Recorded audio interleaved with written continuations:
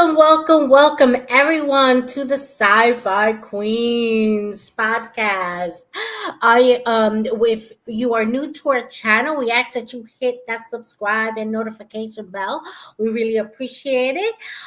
If you want to support our channel and check out our website, that's scrolling at the bottom of the page. It's got information on the Sci-Fi Queens, information on our show, and our merch store as well. I am your host, Nita, and tonight joining me is my co-host, Sarah. Now, we are waiting on our guests to arrive. They're having a little bit of camera issues. You know how technical problems can be. They kind of creep up on us at the last minute. But let me just give you a little background on these awesome writers that we have. Oh, wait, there they are. Welcome.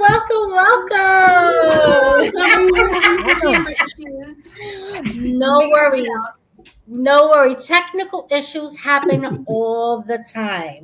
Listen, one time in Brooklyn, the internet left, and I left Sarah and a guest by themselves because the internet went down. You can't help it. These things happen. But how are you guys doing? This is my co-host, Sarah, the Queen of Darkness. And this is my two favorite sci-fi authors, Lauren and Matt, the beautiful and talented Lauren and Matt. How are you guys doing? Doing pretty good. It's been crazy. You probably have heard about what's happening in LA right now. Yes, but you guys are safe? We're safe and we're doing well. Okay. We're very lucky where we are. We were not highly affected by anything. We didn't lose power. We didn't have to evacuate. Yeah. So, they came closer than we would have liked. But we had fires on all sides of us at one point, but none within a couple of miles. Yes. So you were living a sci-fi, an apocalyptic sci-fi. Yes, very dystopian right there. Making me think of Fallout, Yeah. The world is burning. Yes. Yes. And I have family in California, but I don't know California. Mm-hmm. So, because they just moved there, and I'm like, well, are you close? I mean, are you safe? They're like, no, that's in the other side. And then I have friends who are like you guys in the midst of it, kind of feeling, well, what do we do? And my heart goes out to California. If you've seen the news, the homes, you can't tell which home is which. It's so sad.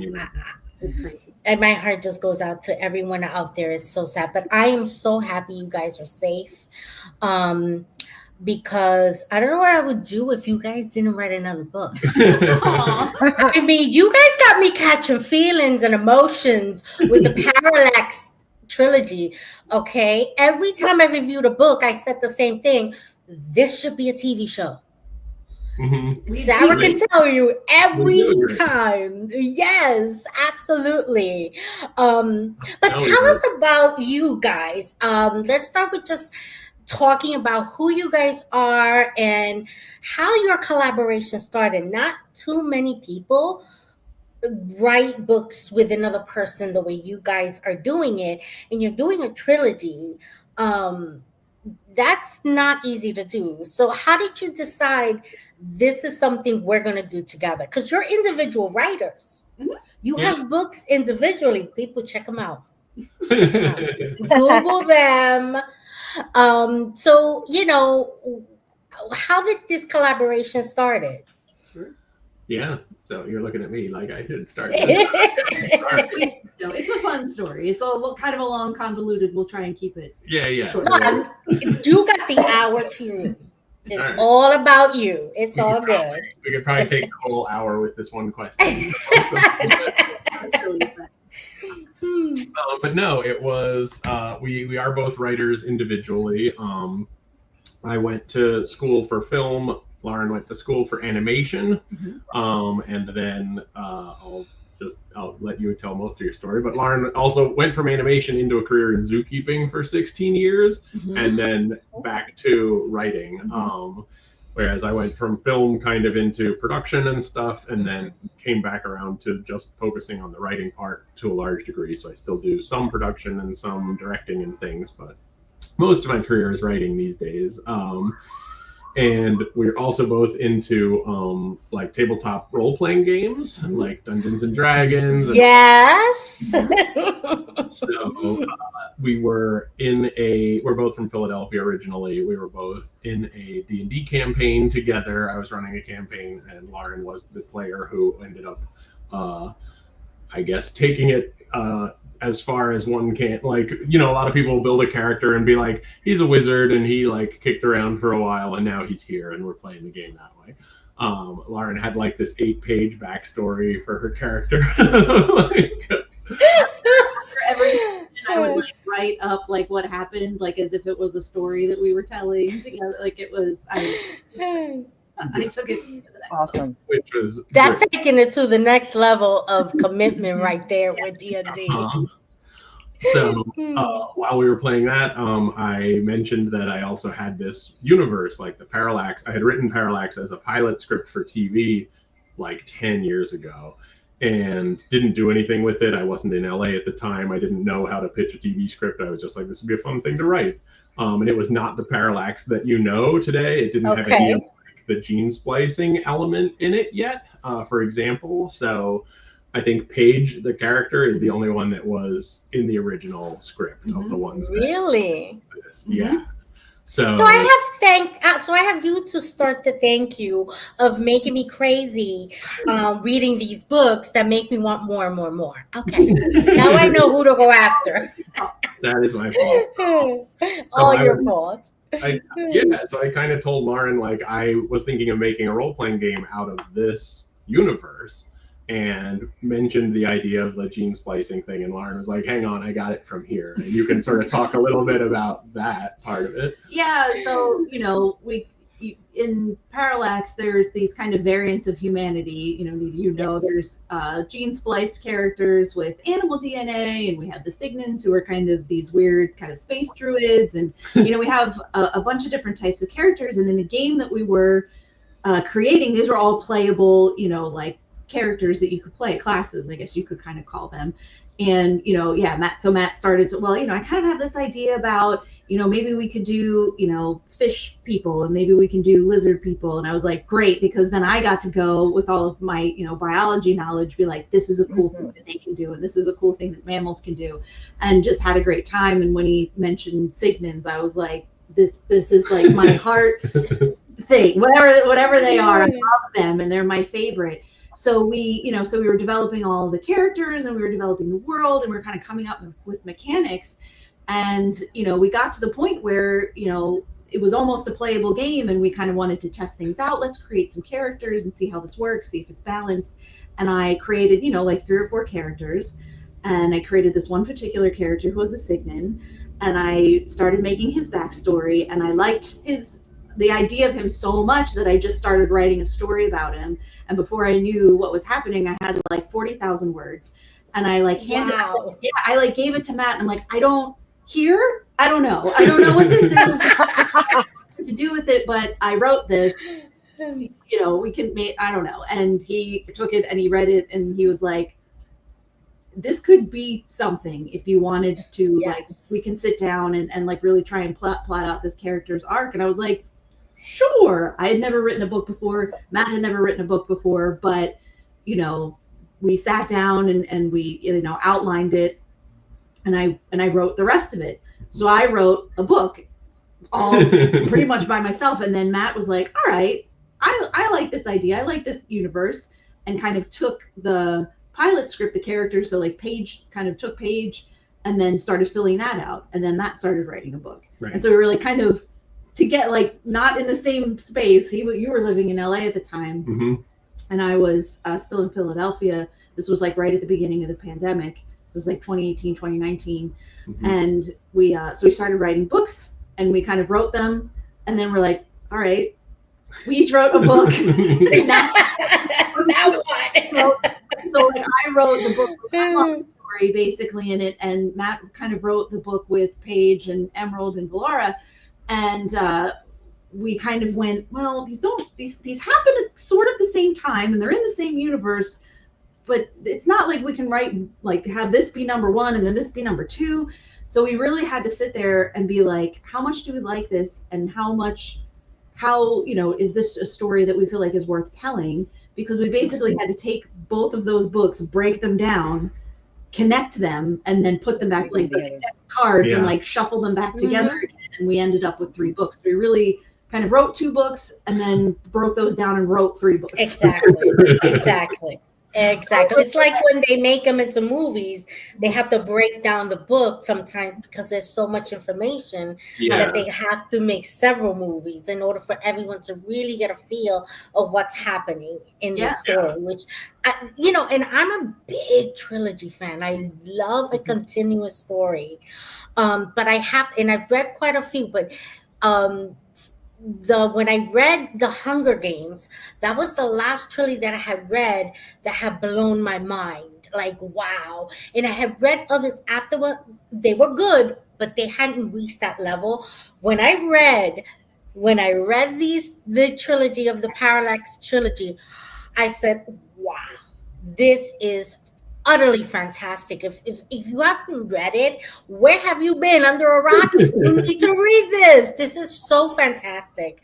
I love the way that it goes from book to book, and it doesn't feel like you're reading a different book. It really does pick up, and you really see the character developments. Now, how do you decide as two people writing a book, what stays and what goes, and who has final say on what stays and what goes? Are these things that you decide before looking at the pages, so you have this established, or you kind of go with the flow? That is a good question. I think it's kind of I don't know, they call it like the 2 ways of writing a book: being a pantser, meaning flying by the seat of your pants, and being a plotter, meaning you intricately plot everything out. I think we kind of split the difference a little bit with this one, where we, in the case of, Lauren writing Hemlock's story, it was basically like, I'm just going to keep writing this until I'm out of runway here. And then I was like, oh, wait, I see where the runway's going. Let's pick this up and let's carry this forward. And here's how we can do this. I tend to be a big like spreadsheet person. I don't like spreadsheets. I find them valuable. So I end up like, here's chapter 1, chapter 2, chapter 3, and I'll just try to break it down that way. And obviously, when you're writing something, things change.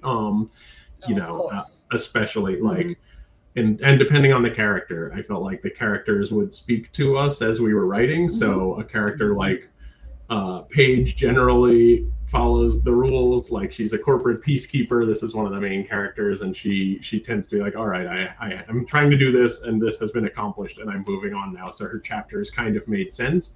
Whereas a character like Valara, who's a 14-year-old girl, is kind of all over the place. And so I'd start writing one of her chapters expecting it to go somewhere, and by the end of the chapter, I'm like, she is not listening to me. This is somewhere else that drags the story around in a fun way, I think.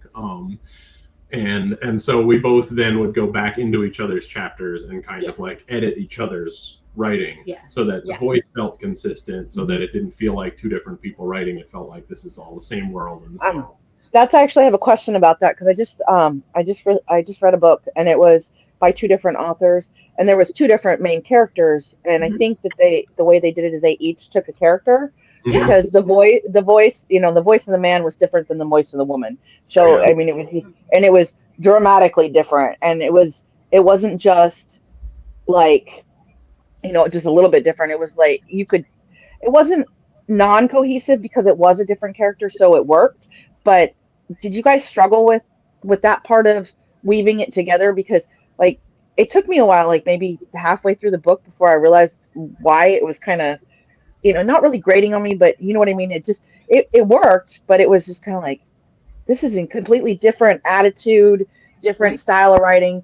How do you guys make that work, I guess, is what I'm trying to ask. Yeah.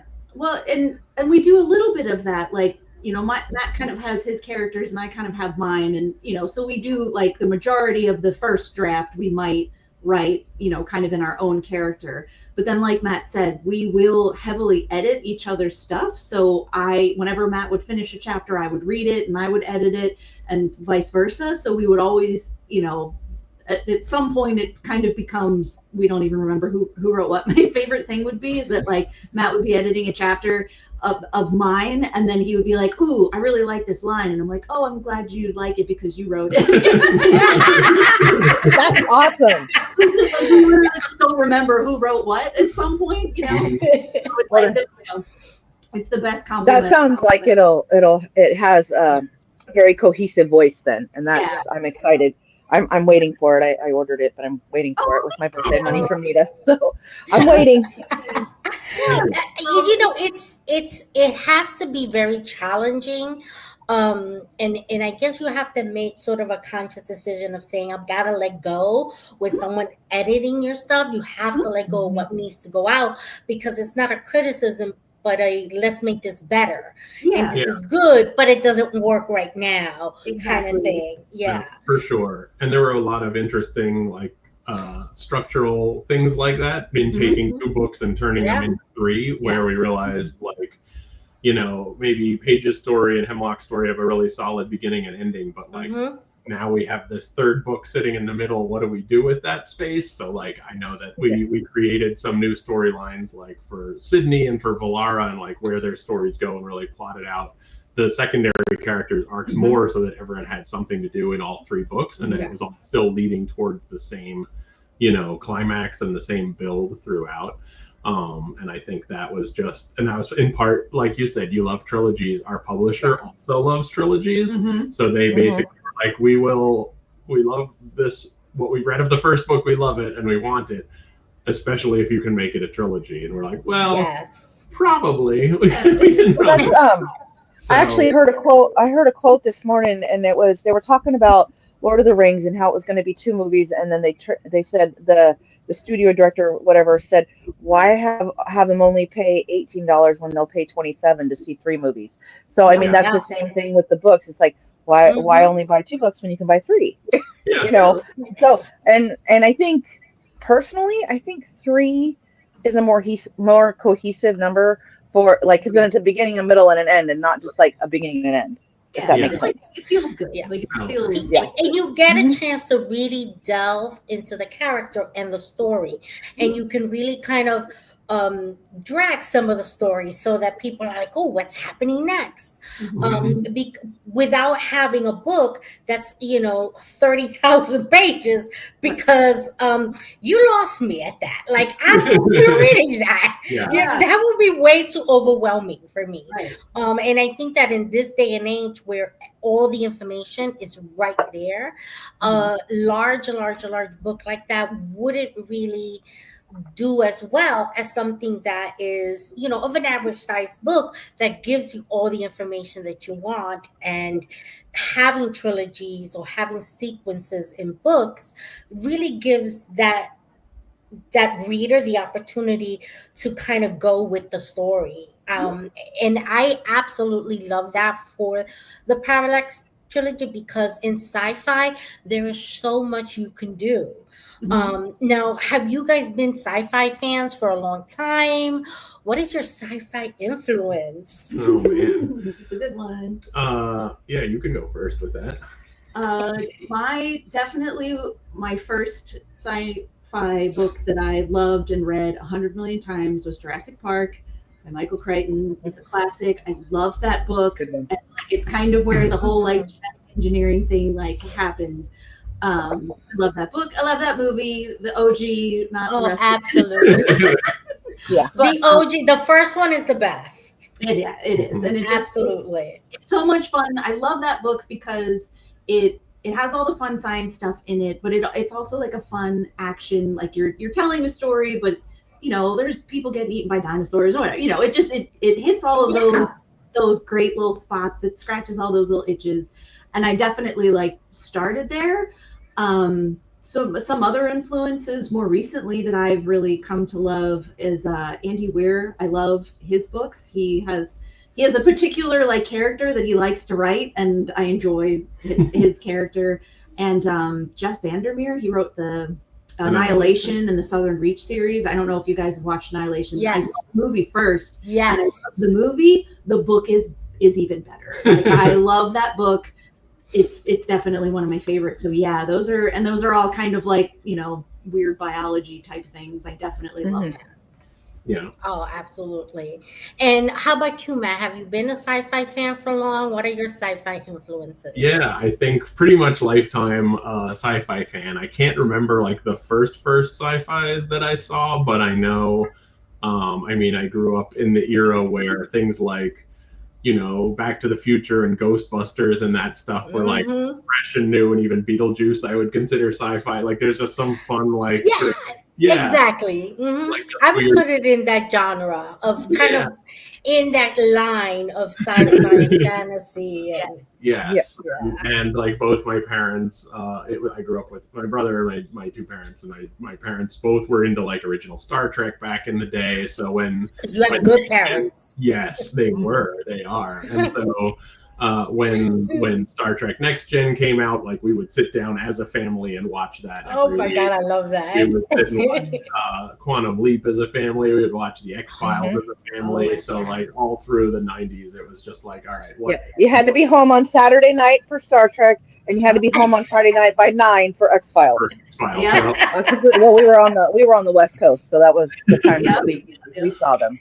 That's right. Yeah, no, exactly. And then it was that, and comedy has always been my other love. So things like The Simpsons and Mystery Science Theater, which I ended up working on eventually, which was crazy, and a whole different story. But those were other, just like everything I watched was either comedy or sci-fi or animation, like some combination of all of that stuff. So like I'm pretty sure I saw Spaceballs before I saw Alien. So there are some scenes in Spaceballs where you're like, what is going on here? And exactly. You have to see these other movies for that one, for sure. I did not know. I learned something this week on Spaceballs. Did you know that Tim Russ was the trooper that was combing the desert? Yes. I did not know that. I found that out this week because he posted a video. He said, all the things that I've done, and this is what y'all remember me for. Yeah. We met Tim Russ at the airport in December. No way! In the Philadelphia airport. We were coming back from Philly, and I was like, wow. He's like sitting next to me. He's like texting me on the phone. He's like, is that Tuvok? And I'm like, I would have been like, yeah. I know. The nicest guy, just like chatting with us about all kinds of stuff. It was great. Yeah, it was really. That's wonderful. That is wonderful. Now, does it take longer to write as a pair of writers or separately as an individual? I don't know. We have an epic fantasy that we wrote. And I think we wrote it in like 4 months. It was the quickest we ever wrote a book.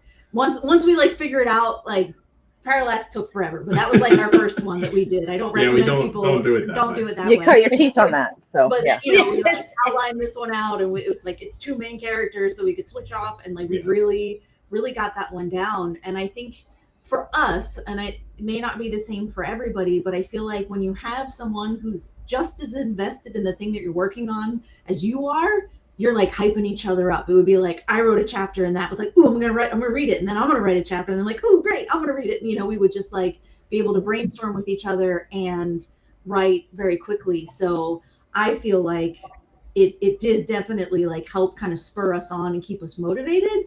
But we're pretty lucky because we live in the same apartment and our computers are right, like that's Matt's computer back there. So if I'm working on something by myself, I can just turn around and be like, hey, like, can we brainstorm something real quick? And, we can kind of help each other through it. So I feel like we work pretty well together. Or I agree. If I'm alone, I tend to need some external motivation or some deadline or something to like make sure that the thing gets written. But the other motivation that really works for me is knowing there's at least one other person who wants to read what I've written. So that's very helpful. Is there another trilogy in your future together? So I was going to it's funny because the original script for Parallax from 10 years ago starts where this trilogy ends. Like that. Oh, so you could give us more. How dare you? Why aren't you forsaking all other projects and done this because you're giving me all kind of feelings here. It's and again, it's a little bit different. It's not like entirely, the characters weren't all built and everything at the time, but we know what happens in book 4 and book 5 and book 6. It's just a matter of writing that out and having the time to do it, because it's not like, it's a lot of fun. We love it. It's a passion for us. It's certainly not a paid day job yet. So we're still working on that part of it. Yet, you see, because I could see the Parallax trilogy future, and you're going to be big. And you'll be like, Sci-Fi Queen who? You're not gonna know who we are. We're like, Sci-Fi Queen who? Okay. Yeah. So that takes me to my next question. How is it going? What's the process of pitching a trilogy or a book of any kind to make it into a TV show? Because I've said this time and time again, this needs to be a TV series.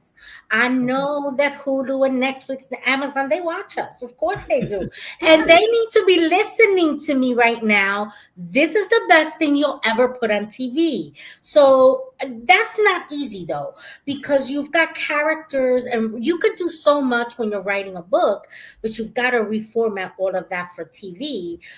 Because I remember reading the Walking Dead comics, and there were certain things that had to change because they were not going to be, it wasn't going to sit right in viewers' mind seeing it the way it was written. And I understood the change. So it has to be difficult. So what's that process like of making those changes? It's funny because this is actually the first time either of us has written a novel. These were our first novels ever. We have written screenplays before and short stories and other things like that. Poetry, I guess, a little bit. But mostly screenplays. So whether they are feature films or TV pilots. Or working on someone else's project or whatever, like that's typically our background. So I think we came at writing books from a TV perspective, and I don't think I'm interested to hear your thoughts too, but I don't think there's anything in the books that necessarily needs to be taken out or wouldn't necessarily work. I think it will work perfectly on TV. I think the book as it is would work perfectly on screen. And you've got at least 5 or 6 seasons in a movie. Oh, definitely. So, and I think it helps Absolutely. in terms of your question, in terms of pitching it, like a lot of what we do is pitch TV shows at this point. So we are either trying for our work to be in the writer's room on a show that already exists, which means someone else needs to pitch and sell a show, and then they need writers to fill it out. Or we are creating an original property like Parallax or a number of other things we're working on, and then trying to find the right executive at the right studio at the right time that has exactly the mandate for the thing, because they're all like, right now we're just looking for, XYZ, comms or something, and we're like, well, we don't have that right now, so that's not helpful. But back to the spreadsheets, we end up with a spreadsheet of like 100 different executives at 100 different companies who all move around every 6 months or a year, and you have to hit them all in the right place, and make sure they like you as a human being and actually answer the phone when you call. Exactly. So I do have a question. The way that we as consumers or viewers consume media now, books, TV, everything is different. I mean, it's changed. I mean, like when Nita said, not a big book, the first thing that came to me was Dune. And I was like, oh God, because like we've had that, and Nita and I have had that discussion about, Dune is like thick and it's so much. My brain shuts down. She can't handle it. It's too much. I can't. And I've been struggling with it too, but it's okay. I'm gonna audiobook it. It'll be fine. But my question is how has that changed for you as writers to accommodate, the small, because we binge TV shows, but they're still in smaller portions. Does that, do you understand what I'm trying to ask? Like how does that affect you guys and how you create? Yeah, so it's interesting. I feel like for when you're thinking about writing for a TV show or taking what you wrote and turning into a TV show, unfortunately, we don't have a lot of control over how many seasons we're going to get. So we can look at what we have and be like, okay, I think we can spread this out over 6 seasons or whatever it is and kind of plan for that arc. But honestly, what you're going to a network with or an executive with is usually your pilot, and then you kind of give them like the overview of like what it could be, and they then it would kind of be a discussion from there. So like, believe me, like Matt and I have our little pitch deck ready that kind of gives you the overview and like here's season 1 and here's some ideas for future seasons. But we really kind of had to think about what's the pilot, what is going to catch their attention. And even in the pilot, we did have to change a couple of things to make sure that they got it, because they don't have a lot of time. You don't have an entire book. You don't have that world building time like you do. Yeah, you have to get it in 45 minutes, an hour, or whatever. I mean, and you don't know if they've read the book, so they may not have the background information. Almost definitely have not read the book. So how dare they? I know. Well, it's like limited time. They all have hundreds of scripts that are sitting on. Oh, absolutely. Absolutely. Like, a great example. Like Avasarala didn't appear in the first book, right? So, but she's in the first episode of the show because they're like, these are going to be important plot lines, and we need to bring them all together faster. So we did look at this.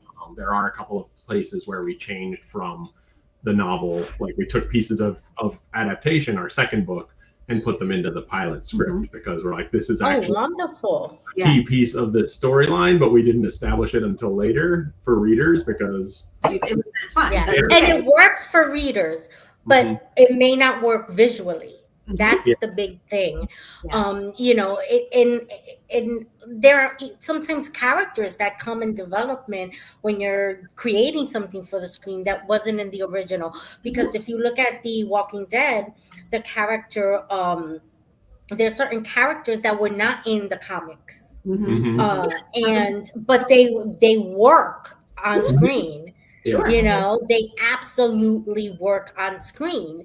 And I think that that's something that is challenging. Like, it's like, can't you just put this on the screen? But it's very different, What can we as readers and fans of your books do to get your Parallax trilogy noticed by the executives that need to see it in order to put it on TV? Because I think that an entirely new generation of sci-fi can come of this. I really truly believe in these books. These books are just fantastic, and they really would be just amazing. I'm a big a fan of seeing something really well done in sci-fi, and watching it develop, and grow, and it wouldn't be the first time that a book goes into a TV series and does really well, So what can we do to make this happen? That is the sweetest question we've ever been asked. So thank you so much. It's very Listen, nice. We love to support here at the Sci-Fi Queens always. That's something that we're proud of ourselves, because we know that it's not easy. It's not like it used to be. It's really, really hard. The competition is out there. So what can we do to help get you noticed and on TV screen, and stop making me cry at night because I don't have an trilogy to watch on TV? It's a great question. Honestly, if like everyone who read the book did what you are doing, it would probably be a TV show already. Like you guys, like the fact that you're this enthusiastic about it, that you're telling everyone you know about it, that you're calling it your favorite series, that you're leaving reviews online. Like that's so helpful. Like we put together a little trailer of like people that have reviewed it, and it's just helpful because executives who are very busy don't have time to read a book, but they have time to watch a 2-minute video. Exactly. Absolutely. And when I was reading your even in the first book, when I'm reading the first book, it was really hard to put down. And I'm like, but I really have to put it down. I wouldn't shut up about it. I really wouldn't. Even before I was scheduled to like review it, if I was like, oh my God, Simon, this is so good, I can't put it down. And it reminded me of The Expanse. And I never read the books, The Expanse, but I saw the TV series and I could see how it just could really be big, even bigger than The Expanse. And I love The Expanse. I think that character development in that show was absolutely fantastic.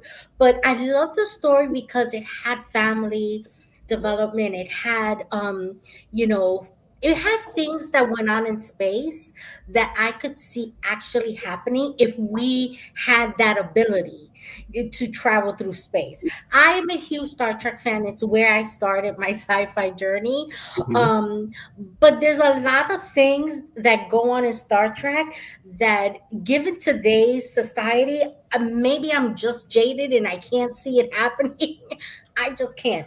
But the conversations in your trilogy was so normal. I was like, this is a conversation I can see happening with this situation going on. It felt so relatable to these odd characters that don't exist. You know, that's like that's the thing that you have said, and that is one of the things that is brought up over and over again about these books, is that people love the characters. They're relatable. They understand, like when someone comes up to us and is like, I related to this character because I'm going through something similar, or I really love the sister relationship between Paige and Villar. You know, that's the thing that's like, you know, makes us tear up, because that's hard to get in sci-fi. Like sci-fi is so great and there's so many things that you can do, but sometimes I feel like science fiction writers will get lost in trying to explain something cool to you. Like, I have this cool idea and I want to tell you about it, and the characters suffer because of it. And that is something that we really wanted to make sure we didn't do in our books. So for you to say those words about character, that's really important. And they were so relatable. Like the characters, a lot of times when you read sci-fi, you can enjoy a book, but you don't see yourself personally represented in these characters, or you don't see like a little bit of you in there. Like, I'm a huge Star Trek fan, but it wasn't until Deep Space Nine that I felt seen. There were certain things going on in Deep Space Nine that I felt seen. I grew up in a very religious environment, but religion and science was always separate. And so when I saw Deep Space Nine, I said, they got it together. They actually figured out a way to put it together, because you had the Bajorans and they hung on to their religion, and it felt very normal to see something that I could understand in a different way, not just in a sci-fi way. Because there's a sci-fi understanding of things, and then there's the everyday normal way of seeing things. And your characters are so relatable. Like, you can see yourselves in these characters. That relationship with the sisters, I absolutely love that relationship, because I can see that with my sister, and I'm like, oh yeah, she would get in trouble just like that. I would get her in trouble just like that. And it was so fantastic to see that in a science fiction. Sometimes in science fiction they focus so much in the sci-fi that they forget the characters and the development, and that's why I think this would be an excellent show for people to watch, because not everyone has the patience for reading a book, or of doing an audiobook. There's just different things going on, and I think that the visual stimulation of watching something this fantastic would be so amazing, and it would be so well received. I absolutely believe that. And now, what was your inspiration on these characters? Because they're very different. Each of them are very different. What inspired these relationships? I mean, I think you hit on part of it already, which is I was also a huge Star Trek fan growing up, and I think the same thing. Like, it's very utopian, and it's, as much as I would love to believe also that that's where our society would end up one day, it's seeming less and less likely. My typical adult fighting with my whatever childlike wonder that I used to have and is slowly dying. It's just like, that conflict is interesting to me. And so a lot of the characters that, at least some of the ones I came up with, I felt like I wanted them to reflect people that would exist today and in a similar society today, but just what if this society carries for 300 years, and what if it is all, government continues to seed things to corporations and all of that stuff, and where do we see it going, and do people, and like also then we don't really look at it day to day. We still can just go about our lives. It's maybe mildly oppressive, but we still are like, all right, we still got to keep going. And we wanted to make sure that our characters was like, this kind of sucks, I guess, but I don't know anything else. So this is what my day is. This is what my life is, and I'm okay with it. And it's not my primary concern. It's just always in the background. It's always there.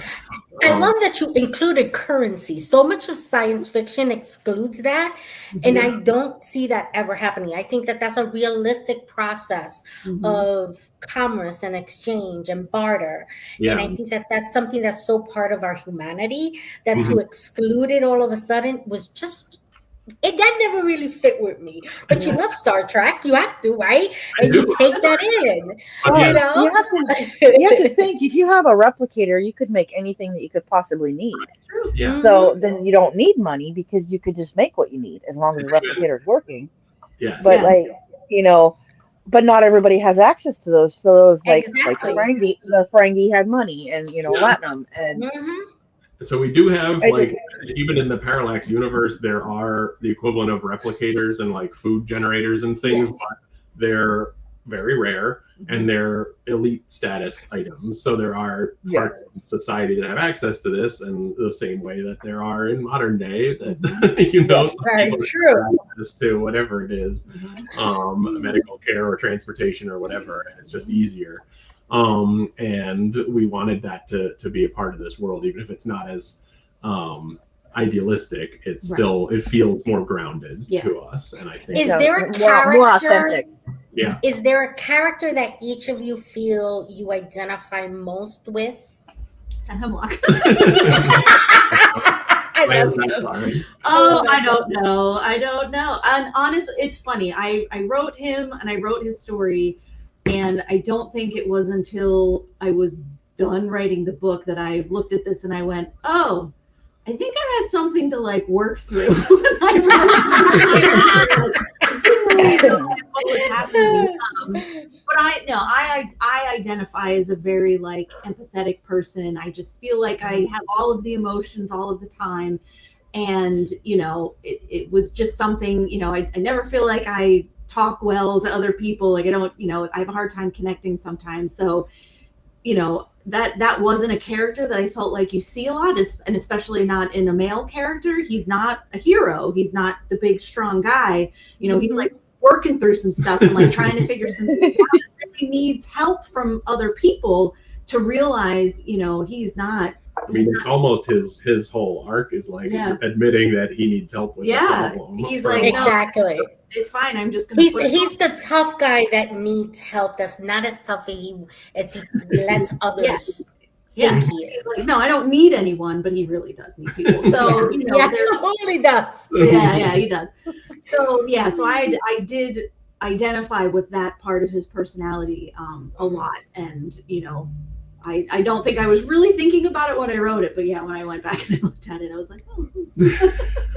I think. How about you, Matt? Who do you identify mostly with?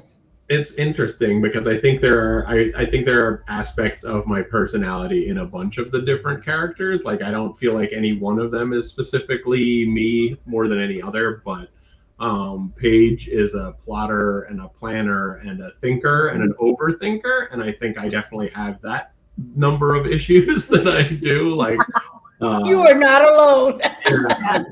There's some of that, but I think the character of Dex, who's like the computer hacker and stuff, he's the one that's what my brain thinks and wants to respond to everybody and doesn't say out loud a lot of the time. So he's a lot snarkier and gruffer on the surface, and I think sometimes more fun character, but but not again, not my full personality. There's just pieces of all over the place. I don't know. I'm curious. Now, is it challenging writing a character that maybe is of a different gender than yours, or a different, but because you've got alien species that are split, Yeah. so the other different culture maybe, is it Yeah. challenging to write?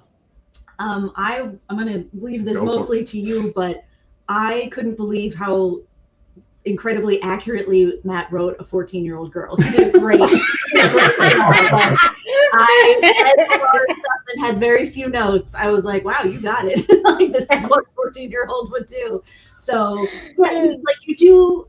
And there were a lot of times when I thought, like, I would be writing, and then I'd go to Matt and I'm like, is this a thing that a guy would think? Like, am I way off here? Exactly. So have like the check. But yeah, I think.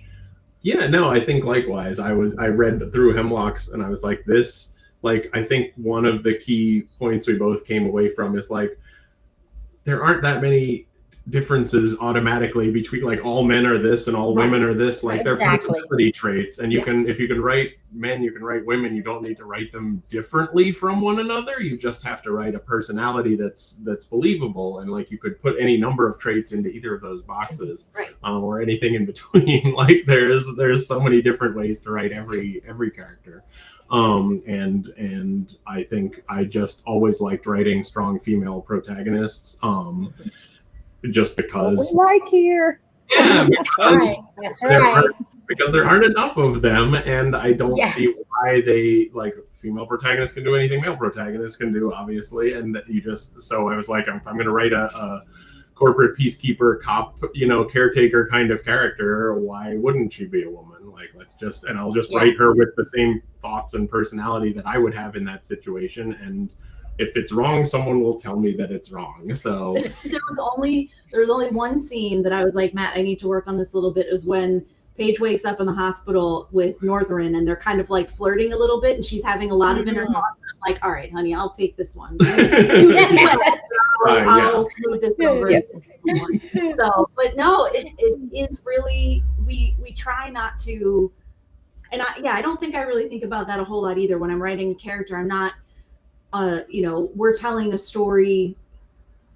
That's not the story that, like, I'm not telling a story about, like, I want this man's experience. Like, he is having this experience, this emotional experience, but there's like kind of all this other stuff happening around it. And we do want to make sure, that we're, just describing these characters accurately. And, we don't want to offend anybody or anything like that.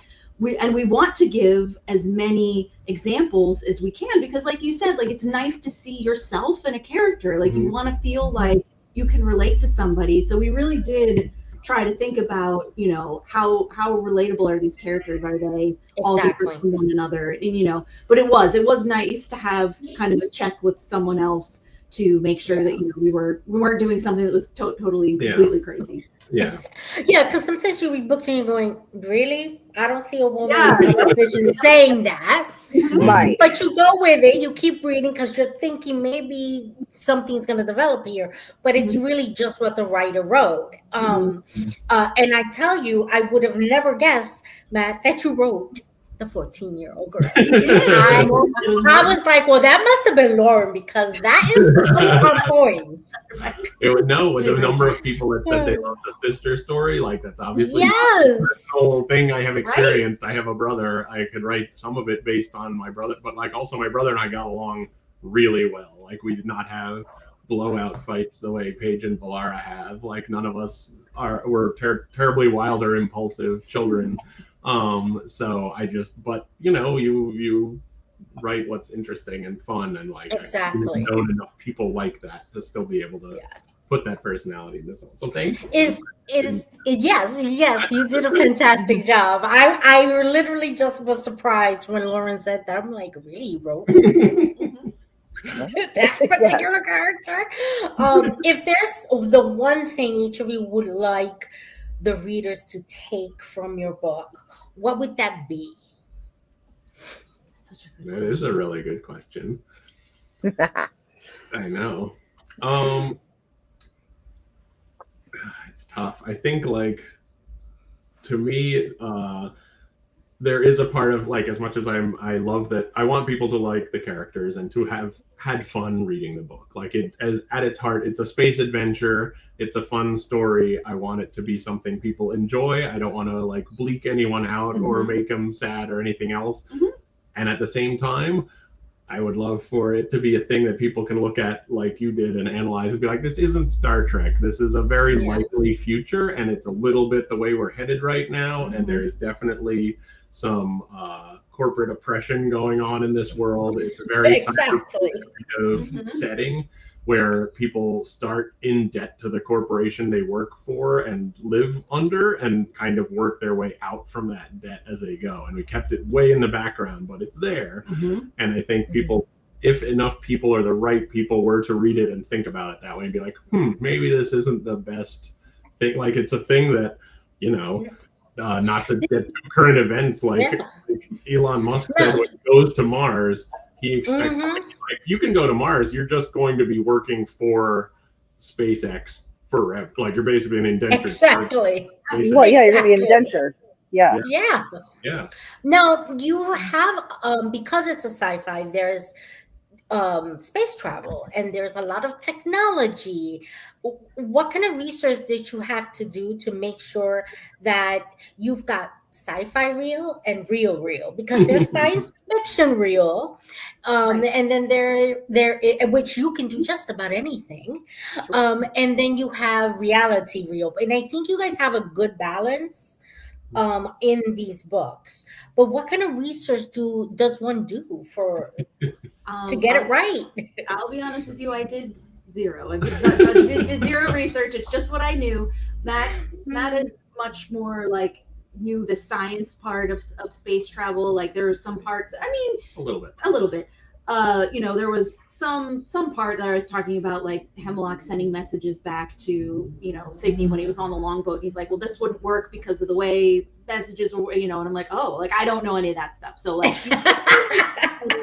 kind of a little more in reality, you know, like because we're not dealing with faster than light here. But then we have jump points, which obviously don't exist, and we're not explaining how they work, and it doesn't matter how they work because that's not important. I think what, you know, and you can correct me if you're not feeling this way, but I feel like our story isn't dependent on the real science. We have, like you said, we have just enough of it that it kind of makes it feel like, you know, that we're not pulling it all out of our butts. But like what the story isn't so dependent on the real science of our science fiction that people can kind of let it go. They're just like, yeah, jump point, sure. I've seen that before and I know what that is and I get it. You know, oh, genetic engineering. Yep, we cloned a sheep once. Okay, I think we can figure this out. So we kind of, you know, used things that, you know, that are kind of based in reality, but our story didn't center around those. Yeah, I think that's the case. Like we wanted it to feel real, and the best way to present it as real to us is for our characters to accept it. So if our characters are talking about it as though it's a normal thing, and either they know how it works or it doesn't, like I talk about it like a cell phone. We all have cell phones. I have no idea how this works. Like, I don't know. This is magic, basically. And we all magic. Part of our days. I come from dial-up, from rotary dial. Rotary dial, yep. Okay, with the cord that wraps so long and it gets all tangled up, but it went throughout the whole apartment, so you didn't need another phone. You know, but then we've got this. I know. Yeah. But this thing is faster than a computer when we were growing up, and we all just accept it. We walk around in our pockets. And you never hear anyone talk to you while you're walking around the street like, well, the cell phone is a miraculous invention because blah, blah, blah, blah. It's not interesting to the story of lives. Right. You accept it and move on. Yeah. So the characters accept the tech around them and move on, and only if it's particularly plot essential. Like there are some segments where we go into like a virtual reality, and I feel like the rules change of how the world works then, so we feel like we should describe it. But it's one character who's used to it describing it to a character who's not used to it. So but that's what made this story so unique. You got the science fiction part of it, but you wasn't overwhelmed by it to the point where it was like, I need a degree in science and engineering. That was going to be my question: was it easy to stay away from the technical jargon then, because you just kind of like you said, you just accept it and move on? You know, it wasn't. We don't have to explain how the cell phone works. We just assume that it works. Yeah, a little bit. Like I like writing science fiction in part because like Paige is basically a cop, but I don't know how the police department works. And if I invented this police department, I don't need to know how the police department works because I made up new rules. So I know. I wrote a space engineer, and I don't know anything about engineering. So I was like, we're gonna not spend too much time in the engineering room because I don't really know about that. So yeah. So it was you do get to like decide a little bit how it all works, and you can like put some fun jargon in there and make it sound fun. One of my and maybe that's something that can be expanded in the TV show. For sure. You could expand, because that would flesh some things out. You have, like people who help you, and you've got all kinds of stuff. Well, yeah. I will say you'll have writers.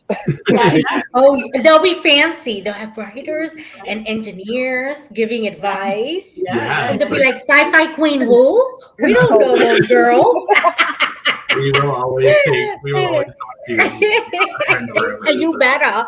Your house is probably the only one standing right now. I'll find you. No, about the tech, the one thing that I ended up pulled down kind of a vortex researching at one point to escape into like an air vent. And I was like, for whatever reason, no matter the West, like they're in a volcano at the time. Like it's insane where they are. And I was like, oh, well, they go into an air vent. And I need to know how this works. Like what level of support can an air vent take? And I was like consulting with a friend of mine who's an architect. And he's like, you just have to, like, I hate when people disappear into air vents and shows because they're not meant to support human weight. And he gave me all this stuff. And I'm like researching HVAC systems and how they pull in air and how they put, and I was like, this is stupid. And it's true. People don't really realize that if you go into an air vent, you're coming down. It doesn't matter if you're 2 pounds wet or 3,000 pounds. You're coming down. Exactly. They're not meant for people to go moving in. Yeah, most of them are aluminum, like with a little bit or galvanized steel, like a little bit thicker than a pop can. It's just for air. It's not for air. So it was like 2 days of research on how HVACs work, and then eventually my architect friend was like, "As long as you use the word reinforced somewhere, just say that." And I'll believe it. And so I put that word. So like one character describes it as a reinforced air vent system that should be able to support our weight, and that's all you need. I can stop thinking. There you go. Yep. Then you go from a regular air vent to Star Trek Enterprise, where she's going through the Jeffrey tubes trying to escape the aliens, and you got like this whole thing going on. It really does make a huge difference, because sci-fi fans are very, very, very smart people, and they're like, that can't happen. That's not. They will quickly point things out, Well, and sometimes that if things don't make sense, it can break the I'm not going to say the reality of it, but like the bubble that you're in when you're watching something and you're immersed in it. Yes, and then something jarring like that, say like the air vents, and you're like, but that doesn't work. And then you're out of it, and then you're focused on that and you're not paying attention anymore. And for sure. It can be distracting. Absolutely. Now, before we close up for the night, I wanted to give Lauren and Matt the opportunity to just give us anything you want to share with us, any information, anything that you're going to be doing, any signings. Let us know where you're at, and that way if people are in the area, they can find you. Yeah, sure. So the next thing we're doing is it's just like a one-day con. It's called Outer Rim Con. That's on February 2nd. February 1st. It's where is it? It is at the Redondo Beach Public Library in Redondo Beach, California. Yeah, so there's going to be science fiction writers and scientists there. So we're all going to be kind of talking together about science fiction and stuff, and we're really excited about that one. We're going to be at what's the smaller, not Comic-Con, what's the other one? WonderCon. WonderCon. We're going to be at WonderCon in March. So that's in Anaheim, and that's like run by the same people that run San Diego Comic-Con, but it's like a smaller, more accessible, more reasonable version. Still very big, but we're going to be we have a booth there. We're sharing with a couple other author friends of ours, so we will have Parallax copies available to sign and things like that. Oh, and the box set is coming out. So yes. Athon is releasing all 3 books, all 3 ebooks, kind of like as a box set for 99 cents. So you can get all 3 books, all 3 books for $1. So there's really no reason why you shouldn't buy them. I think that's right. $1. Hello, people. Let's get reading. Yeah, for sure. Yeah. Absolutely. But it's been wonderful speaking to you guys. Before we close, I want to just do a couple of announcements. The Phoenix Sisters, their marathon starts tonight. January 24th through the 26th. They do comic book for kids, and they do this marathon to collect so that they can get comic books to children that are in cancer centers and in hospitals so that they can read comics and just have a little entertainment while they're getting better. And they do a fantastic job. They do lots of interviews with different authors and comic book writers. So check them out. And they really are fantastic. They do a great job. And I really did enjoy it last year. And I am going to be watching this weekend a few of their episodes. And it's one after the other. And you're just going to get a ton of information and just great comic book authors and information there. And it's for a wonderful cause, the comic book for kids. And also the Kickstarter for When We Were the Voyage by Eric Williamson is still going on. If you're interested, go to his link tree, and there is the link to his Kickstarter. I am very excited about this. I really want that continuation to this comic, this sci-fi comic. It is fantastic, guys. So check it out as well. Our next Sci-Fi Queen episode is going to be February 7th at 9 p.m. Eastern Time. And we're going to be doing a movie review called Project Ithaca. They Were Always Here. And it's free on Tubi for everyone to watch. And we're going to have a guest. We're going to have Nicole back to do the movie reviews with us. And we're just going to have a great time. So thank you, Lauren and Matt, for being here, for joining us and talking to us about your experiences as a writer, and we're just really excited to see what's coming next. And guys, put your reviews in when you read the book. If you have read it and you haven't, put the reviews in, because that's what's going to make this fantastic trilogy into a television series, because clearly no one's picking up my call. I don't know. I think they've all blocked me in Hollywood. I don't know why. It was so much fun. This was a lot of fun. So much you guys are always welcome here at the Sci-Fi Queens. If you've got an event, let us know, because we will let people know about it.